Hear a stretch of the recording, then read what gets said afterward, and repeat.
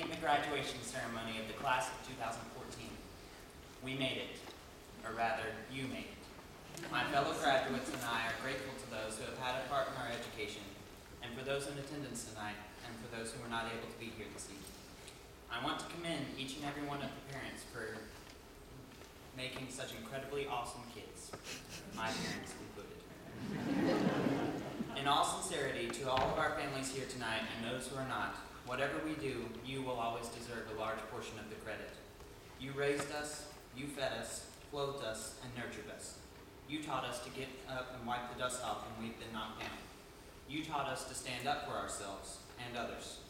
You taught us to take our knowledge and apply it so that we can be productive citizens of this great country in which we live.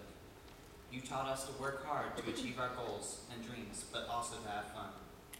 Most importantly, you taught us to love God more than anything on this planet, even yourselves, because that's what really matters in the end. For that, we are very grateful.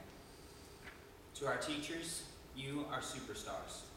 You had the endurance to patiently coax us into the right way, but the wisdom to stand back and let us teach ourselves.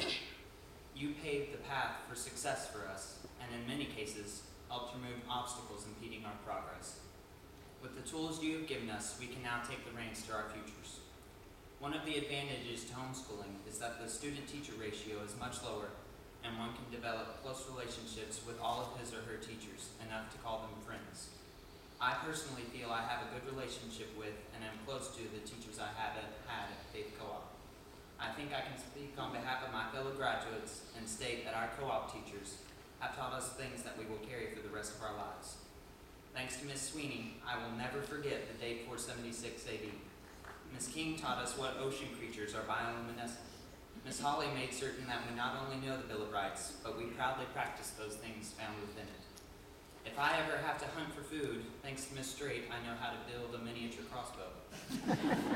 Although I really dislike math, Ms. Julia Rock made physics fun. And due to Ms. Kozik, we all know the difference between latitude and longitude and where to find Liechtenstein. It's pretty amazing all that we have learned, not only from our parents, but from others as well. American author William Arthur Ward said, "The mediocre teacher tells, the good teacher explains, the superior teacher demonstrates, the great teacher inspires. All of you are inspirational."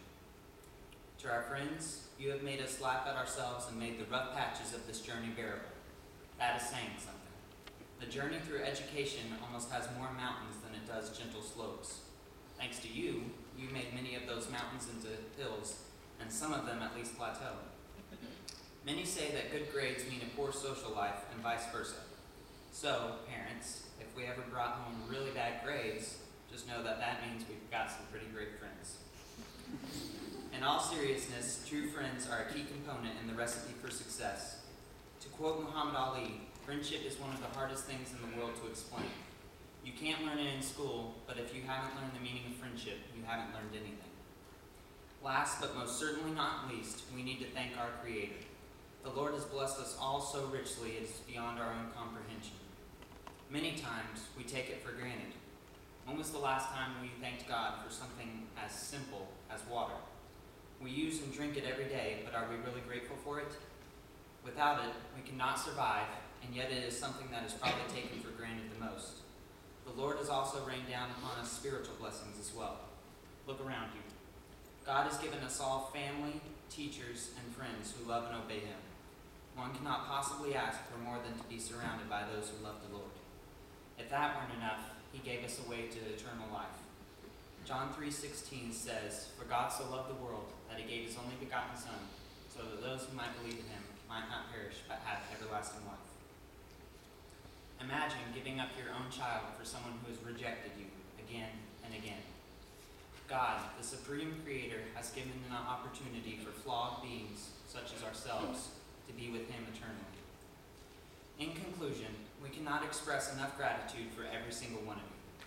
We could not have made it without you. Parents, you made the decision to give us an education at home, to actively mold our minds and lives so that we could be successful adults. Teachers, you spent countless hours preparing for classes, grading papers, and inspiring us. Friends, you have been there for us when we needed a word of encouragement and a laugh. It is a popular belief that graduation is about the students, and while that may be true, it is really about all of you. This is your night. Thank you so much for everything.